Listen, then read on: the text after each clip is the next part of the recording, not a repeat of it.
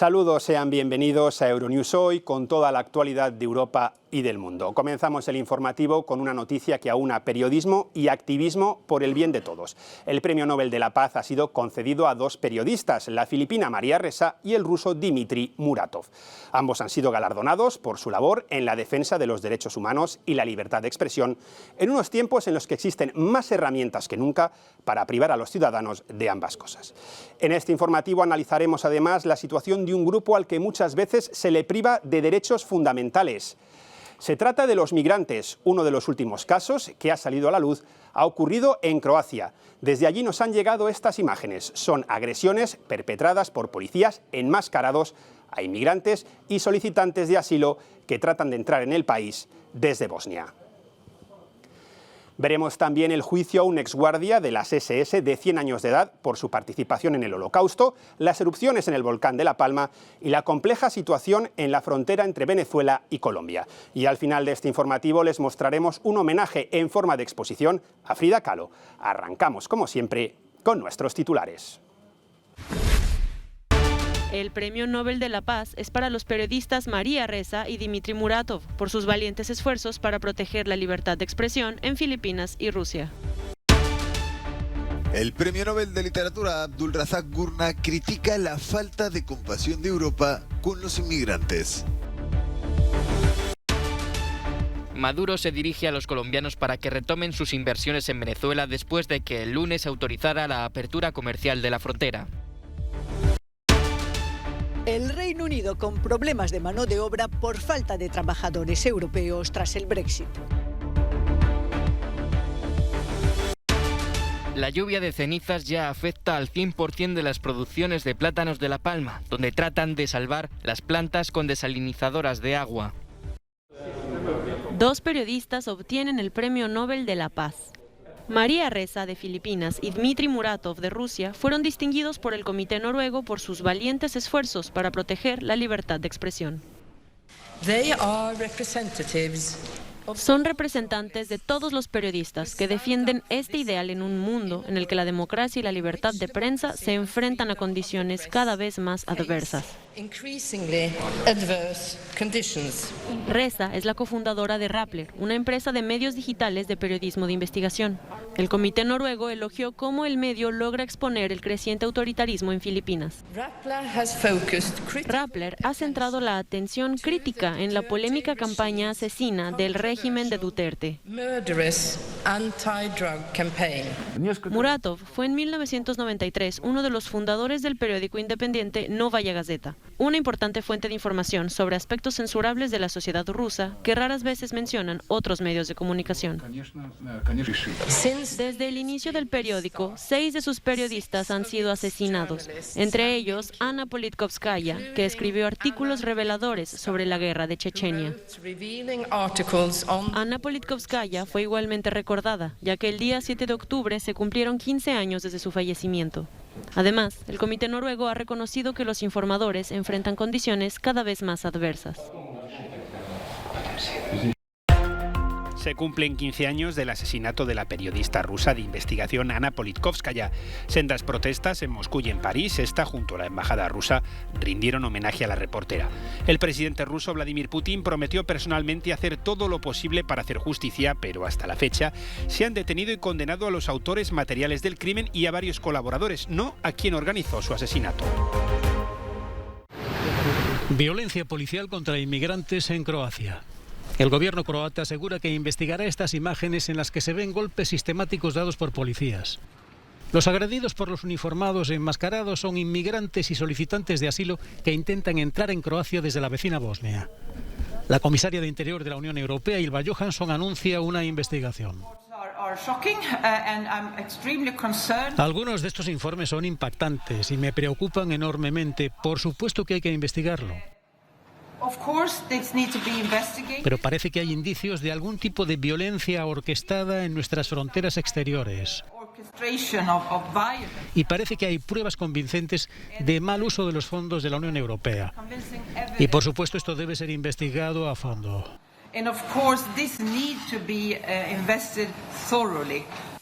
El primer ministro de Croacia, Andrej Plenković, prometió también una investigación, pero no censuró el comportamiento de los policías que golpearon a los recién llegados. Por supuesto, nuestra tarea es, como la de todos los demás países, proteger nuestra frontera y evitar la inmigración ilegal. Desgraciadamente, a menudo las migraciones ilegales son orquestadas, dirigidas y organizadas por traficantes que, de hecho, se benefician de la desgracia de las personas que han abandonado sus hogares por diversas razones. Miles de migrantes siguen atrapados en Bosnia y otros lugares de los Balcanes mientras intentan llegar a Europa Occidental.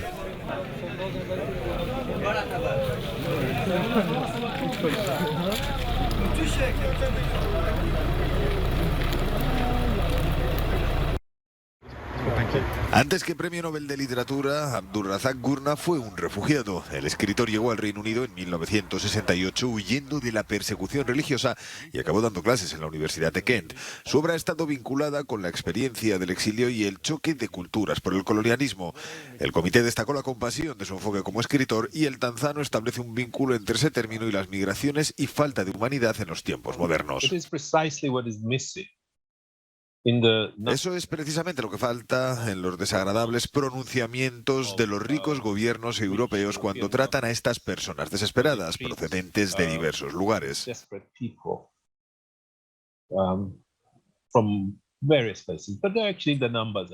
En realidad las cifras no son astronómicas, pero tratan a estas personas desesperadas como enfermos, mendigos, ese tipo de cosas. Lo que falta es compasión, lo que falta es ese tipo de... ¿Cómo? ¿Cuánto tiempo hace que nos pasaba esto? ¿Quizá 3 o 4 décadas cuando tanta gente en Europa se encontraba en circunstancias similares? 3 o 4 decades when so many people in Europe were in similar circumstances. Ampliamente desconocidas fuera del mundo angloparlante, pocas de sus obras han sido traducidas al francés o al español y son muy difíciles de encontrar. Una situación que sin duda cambiará tras el reconocimiento del Premio Nobel. Polonia desafía el derecho de la Unión Europea. Un fallo del Tribunal Constitucional desvincula a Polonia del cumplimiento de las sentencias del Tribunal de Justicia de la UE y rechaza cualquier cambio en su controvertida reforma judicial. El gobierno nacionalista de Ley y Justicia considera incompatibles con su constitución varios artículos de los tratados europeos en temas que van desde los tribunales y la libertad de los medios de comunicación hasta los derechos LGBTI. El comisario europeo de Justicia, Didier Reynders, expresó su preocupación y aseguró que Bruselas actuará para defender la primicia del derecho de la UE. Todas las decisiones del Tribunal de Justicia de la UE tienen carácter vinculante también para los tribunales a nivel nacional y el Tribunal de Justicia Europeo tiene la competencia exclusiva para dictaminar si un acto de una institución de la Unión es contrario al derecho de la UE. Usaremos todos los instrumentos legales a nuestro alcance para que se respeten esos principios. Ante las protestas de polacos proeuropeos, el presidente del partido Ley y Justicia, Jarosław Kaczyński, ha rechazado la idea de una salida de Polonia de la UE y declaró querer simplemente poner fin a la injerencia de Bruselas. La justicia no tiene fecha de caducidad, es lo que creen firmemente los descendientes de las víctimas del Holocausto. Un tribunal en la ciudad alemana de Brandeburgo juzga a un centenario exguardia de las SS acusado de complicidad en el asesinato de 3.518 prisioneros del campo de concentración nazi de Sachsenhausen, cerca de Berlín. La audiencia provincial de Neuruppin admitió a trámite la acusación presentada por la Fiscalía en febrero pasado contra el anciano por complicidad en los asesinatos de prisioneros entre 1942 y 1945. Y no solo se le ataca a él, sino a todos esos innumerables guardias de los campos que tuvieron un comportamiento inaceptable y digan lo que digan, fueron cómplices. Thomas Walter, abogado de la parte civil, indicó que en el juicio participan 16 testigos.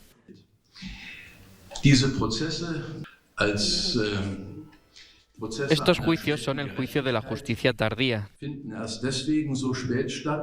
También es tardía porque la justicia alemana ha descuidado durante décadas los juicios a los antiguos nazis. y no se interesó por procesar a los criminales. Hasta enero del año que viene se han previsto otras 21 sesiones, en las que el acusado comparecerá ante el tribunal un máximo de 3 horas al día. Por su parte, el exguardia no quiso hacer comentarios sobre los hechos que se le imputan. Sebastián Kurz cuenta al menos con el apoyo de su partido.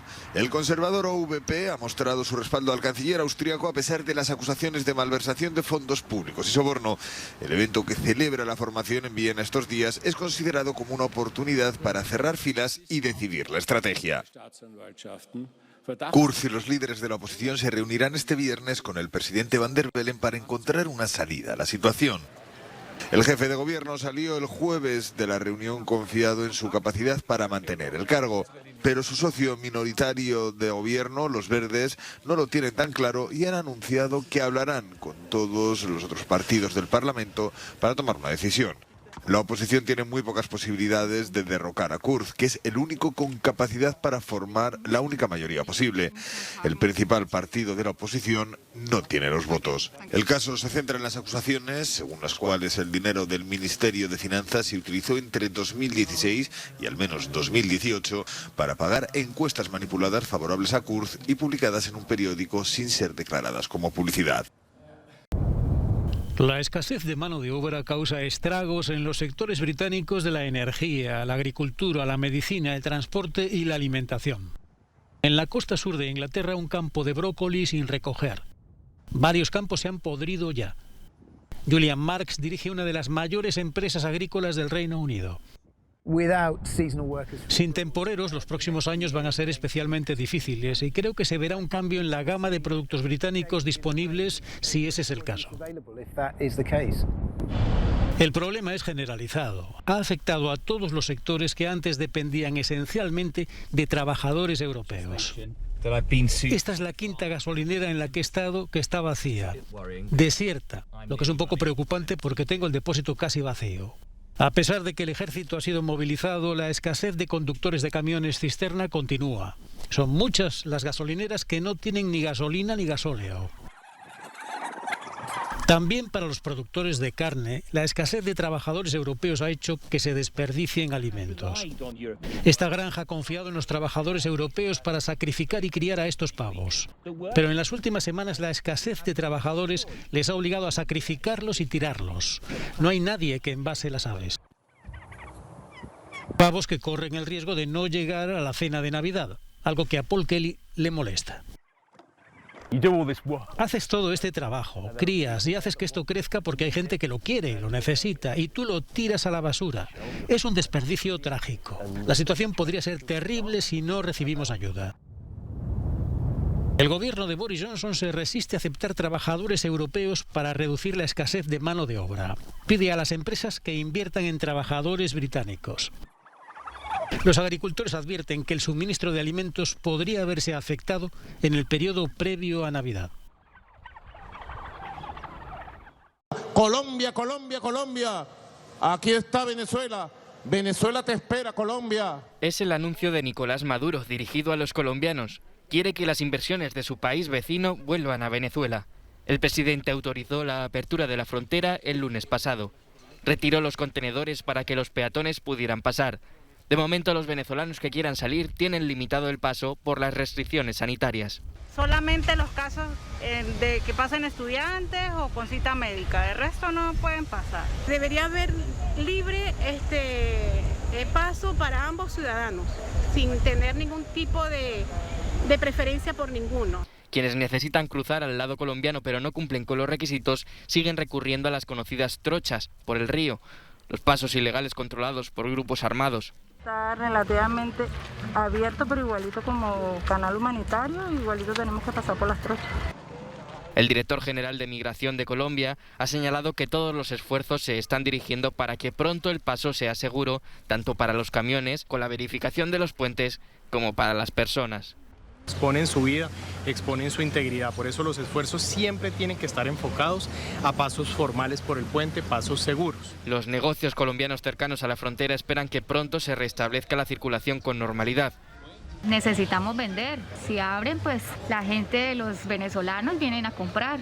Si cumplen en Venezuela, es muy bueno para nosotros, para el comercio acá. O sea, volvemos a reactivarnos otra vez de nuevo. La frontera fue cerrada en agosto de 2015 por orden de Caracas, cuando el líder opositor, Juan Guaidó, intentó ingresar desde Cúcuta una caravana de ayuda humanitaria. La escasez de agua y la nube de cenizas están haciendo mella en el comercio de las plataneras de la isla de La Palma. Los agricultores señalan que hay 600 hectáreas aisladas a las que no pueden acceder. Desde el aire se puede ver cómo la lava ha destrozado las plantaciones. Además, las coladas han arrasado las principales vías de riego. Los agricultores tratan de buscar soluciones para al menos salvar las plantas, como la utilización de desaladoras de agua. Vamos a tener una pérdida considerable de por lo menos un año de cosecha en toda la isla. Estamos hablando que aquí puede dejar de entrar en torno a unos 120, 130 millones de euros a la isla. Las ventas se están viendo afectadas porque los plátanos terminan arañados. El rocío hace que se pegue la arena al plátano. Ya no me lo compran, lo tiran. Que estamos a ver si se puede llegar al supermercado para que nos lo compren. Diciendo, mira, este plátano es de volcán, no tiene nada, solo rosado o arañado, como tú lo quieras llamar, de la arena. Las cenizas, además de afectar al sector del plátano, también continúan haciendo estragos en el aeropuerto, donde los vuelos siguen suspendidos hasta que se puedan garantizar las condiciones de seguridad. El número de casos y muertes por COVID-19 sigue aumentando en toda Europa. Rumanía registró 330 muertes por COVID-19, 303 no estaban vacunados y 28 sí. Los pacientes vacunados fallecidos tenían entre 48 y 90 años y presentaban enfermedades preexistentes. Letonia ha anunciado que su sistema de salud está en estado de emergencia. Ahora las instituciones médicas podrán recurrir a llamar a los trabajadores de la salud que estén de baja. Los pacientes con otro tipo de asistencia sanitaria programada serán contactados por un médico e informados del retraso de los servicios. Rusia ha registrado 27.550 nuevas infecciones confirmadas por coronavirus en las últimas 24 horas, lo que supone el mayor aumento en el número de infecciones desde el 31 de diciembre. Según el Centro de Crisis, la letalidad provisional de la enfermedad ha aumentado hasta el nivel del 2.78%. El Instituto Finlandés de Salud y Bienestar ha recomendado que la vacuna Moderna no se administre a los hombres de 30 años o menos. El director de Seguridad Sanitaria del instituto, Mika Salminen, dijo que los hombres más jóvenes tenían un riesgo ligeramente mayor de desarrollar una inflamación del músculo cardíaco a causa de la vacuna.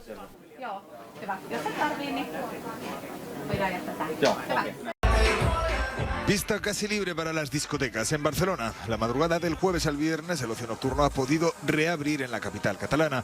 Los locales han colgado el cartel de aforo completo con entradas de entre 15 y 50 euros, aunque los empresarios no olvidan por lo que han pasado.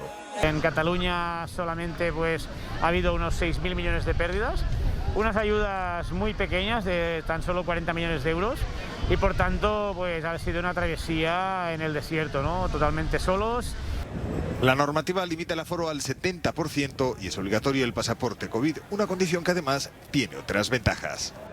Son mesures importantes. Son medidas importantes, creo que también van bien porque animan a los más jóvenes a vacunarse. Mucha gente no se vacunaría si no fuera por eso y creo que es muy bueno aumentar el porcentaje de vacunación.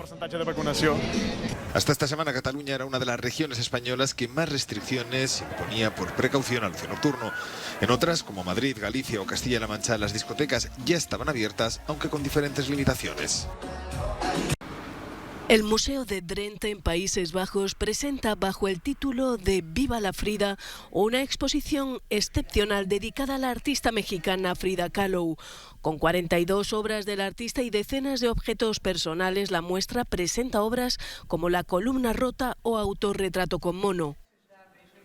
Es algo único que dos de las colecciones más importantes de Frida Kahlo en el mundo se reúnan en una sola exposición. La colección del Museo Frida Kahlo y la del Museo Dolores Olmedo nunca se habían visto juntas, así que es una primicia, decía la comisaria Nemiek Rens. Gracias al Museo Frida Kahlo, antes la Casa Azul, los visitantes de la exposición tendrán la oportunidad de ver objetos personales de Kahlo, como ropa, corsés, joyas o películas grabadas en Super 8, como este documento junto a su esposo Diego Rivera.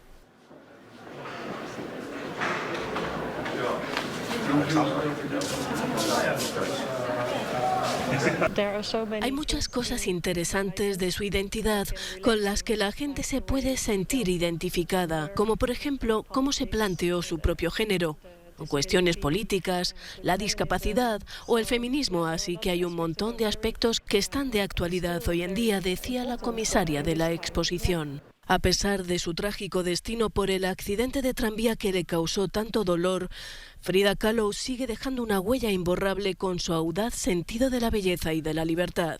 La exposición puede visitarse hasta el 27 de marzo de 2022.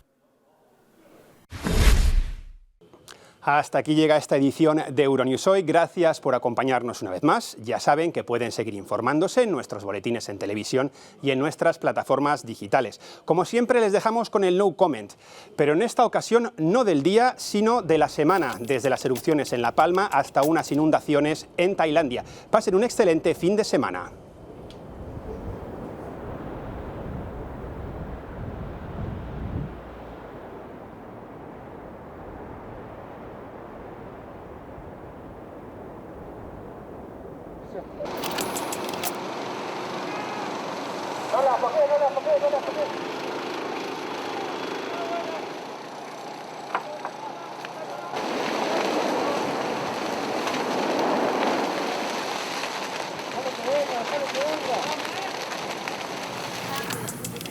ยังไงอยากได้ขึ้นอยากได้ขึ้นหลังได้ไหม